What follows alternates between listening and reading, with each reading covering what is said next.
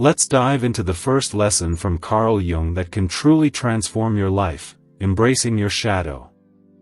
Now, when I say shadow, I'm talking about those parts of yourself you'd rather not look at, the flaws, the fears, the impulses you shove into the corners of your mind because they feel too messy, too raw, or too uncomfortable to face. Jung, the Swiss psychologist whose ideas revolutionized how we understand the human psyche, believed that this shadow isn't just a problem to be ignored, it's a vital part of who you are. And here's the thing, until you confront it, you're only living half a life. So, let's unpack this idea and see why it's so powerful, and how it connects to the journey of becoming your truest self. Imagine your shadow as the backstage of your personality. It's where you store the traits you don't want the world to see.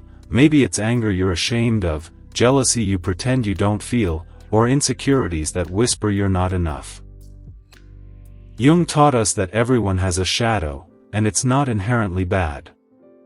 It's just the part of you that hasn't been given a proper seat at the table. The problem comes when you deny it exists.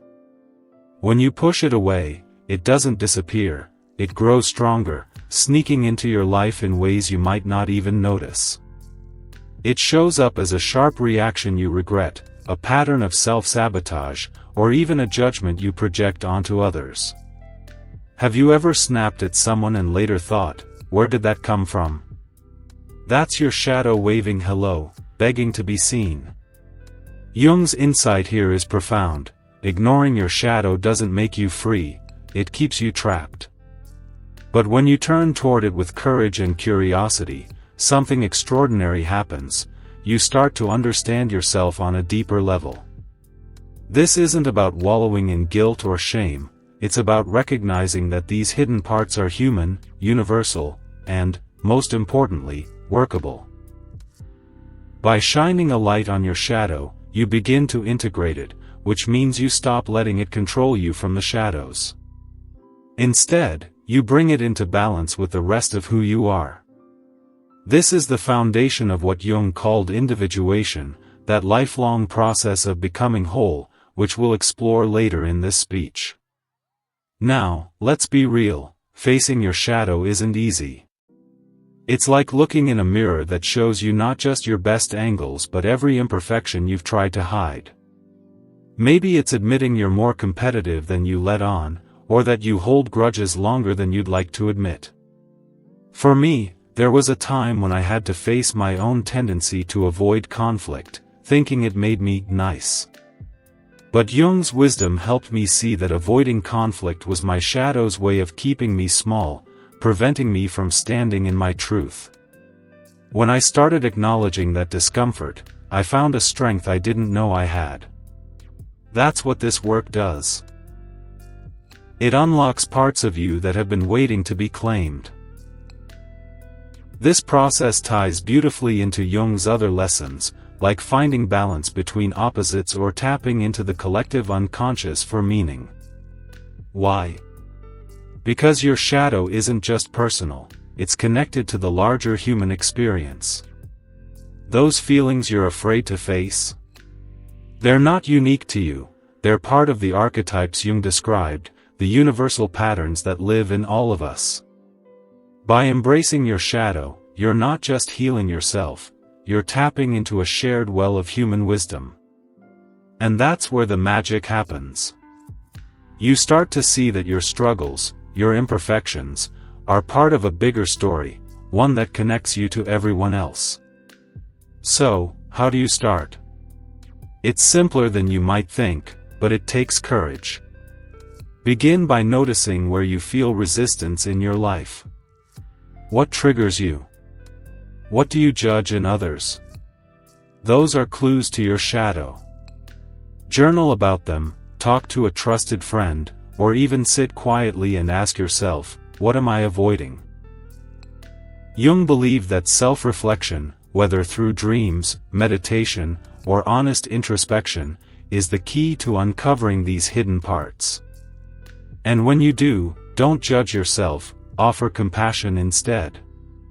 Your shadow isn't your enemy, it's a teacher, guiding you toward wholeness. This work isn't a one-time fix, it's a practice.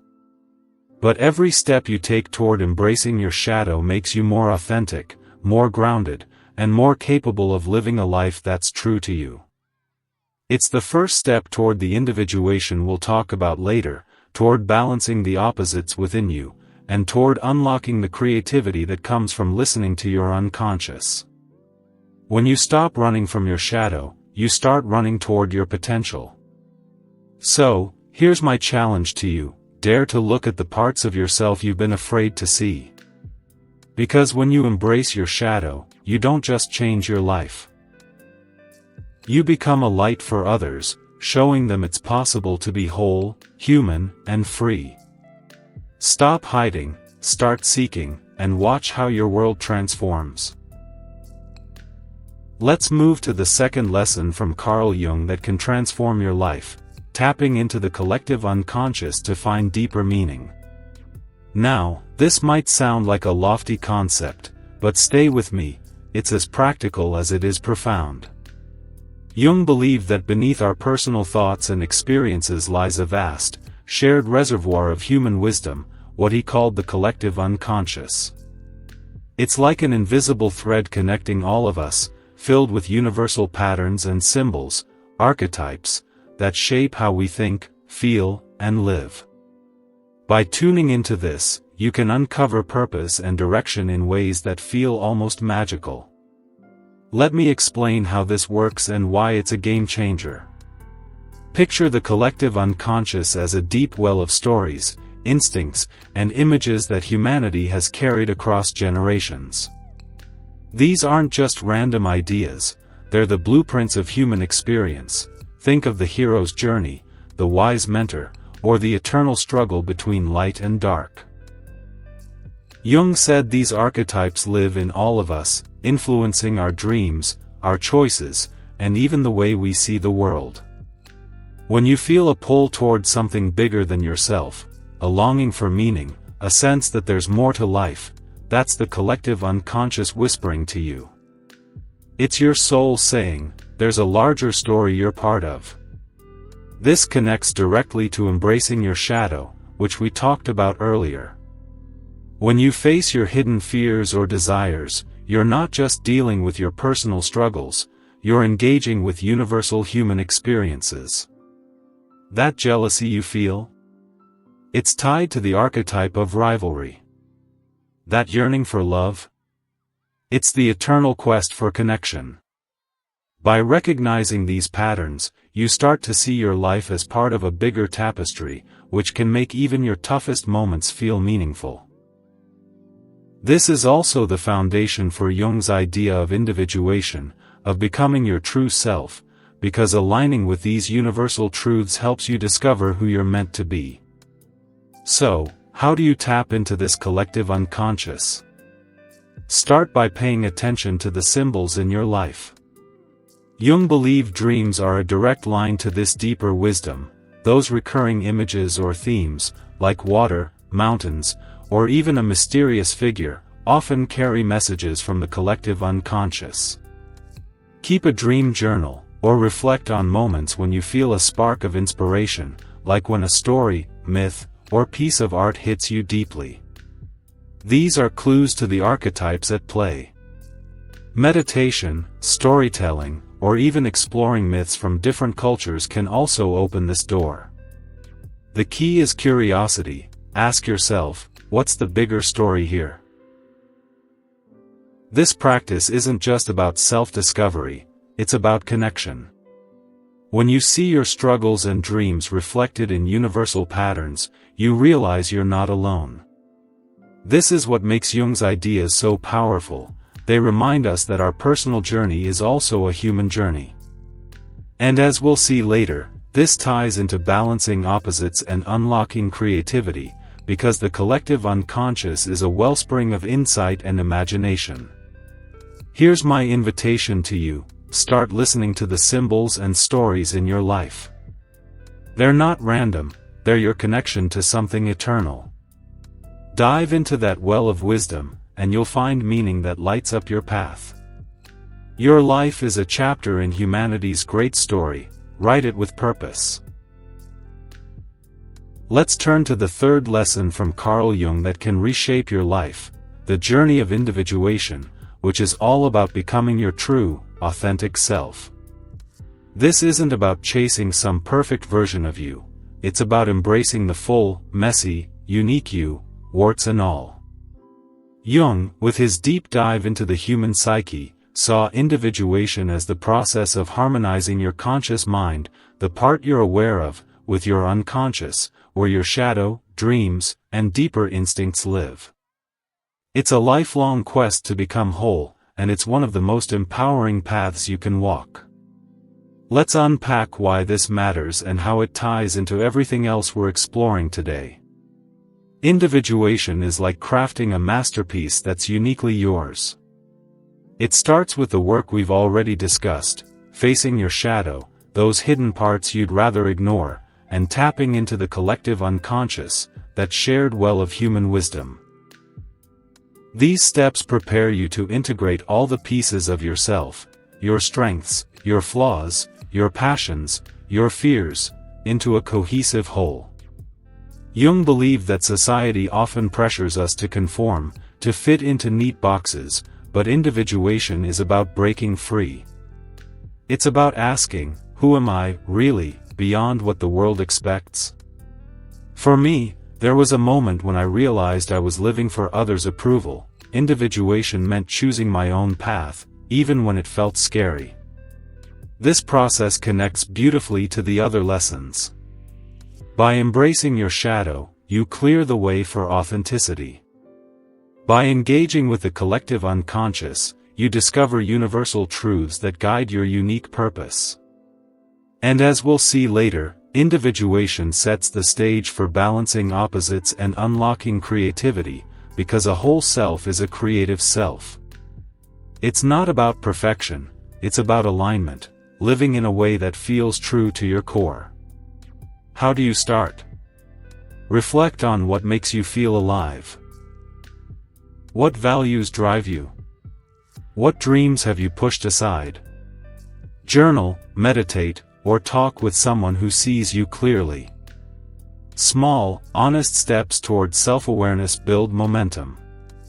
Jung said this journey is lifelong, so be patient but persistent. Here's my challenge: stop trying to be who you're supposed to be. Dare to discover who you are. Individuation isn't just a path to yourself, it's a gift to the world.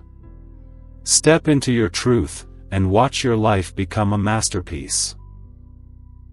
Now, let's explore the fourth lesson from Carl Jung that can transform your life: finding balance through opposites. Jung, with his profound understanding of the human psyche, believed that life is a dance between polarities. Think introversion versus extroversion, logic versus emotion, or even light versus dark.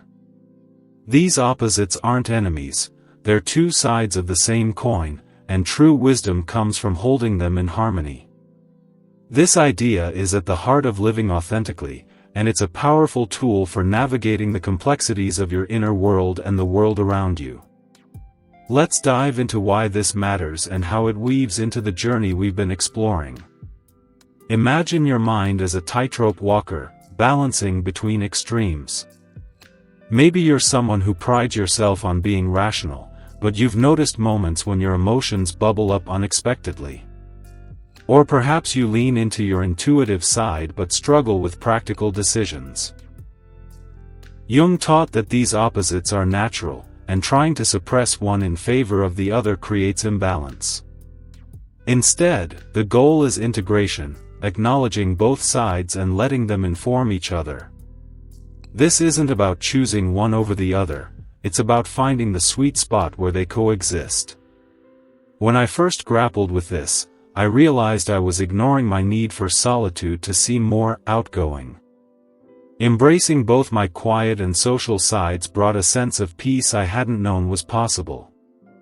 This lesson ties directly to the others. Embracing your shadow, as we discussed, means accepting the parts of you that feel contradictory. Tapping into the collective unconscious reveals archetypes that embody these opposites, like the hero and the trickster, guiding you toward balance. And individuation, the journey to your true self, requires harmonizing these dualities to become whole.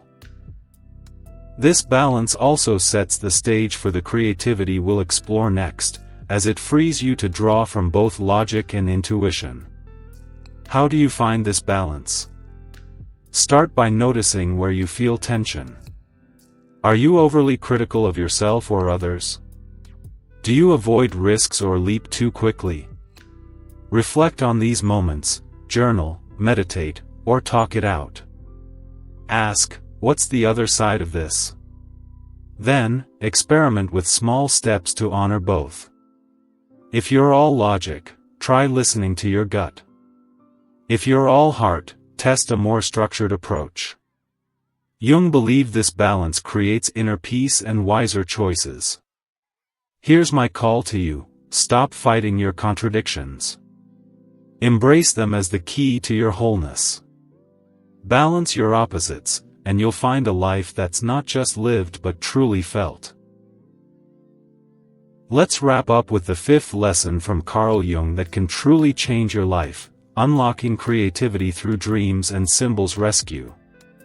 Jung, with his brilliant insight into the human psyche, saw dreams as a direct line to the unconscious, a treasure trove of symbols that hold the key to your deepest truths. These aren't just random images your brain conjures at night, they're messages, rich with meaning, guiding you toward insight, creativity, and purpose. By tuning into them, you can tap into a wellspring of inspiration that connects you to your authentic self and the larger human story. Let's explore how this works and why it's the perfect capstone to Jung's wisdom. Dreams, for Jung, were like a secret language spoken by your unconscious. That recurring image of a river, a shadowy figure, or a soaring bird. These are symbols, often tied to the collective unconscious we talked about earlier, carrying universal meanings that resonate with your personal journey. They're not just for decoding, they're sparks for creativity, problem-solving, and self-discovery. When I started paying attention to my dreams, I noticed a pattern of doors, some locked, some open. Reflecting on them helped me see where I was holding myself back and where I needed to step forward.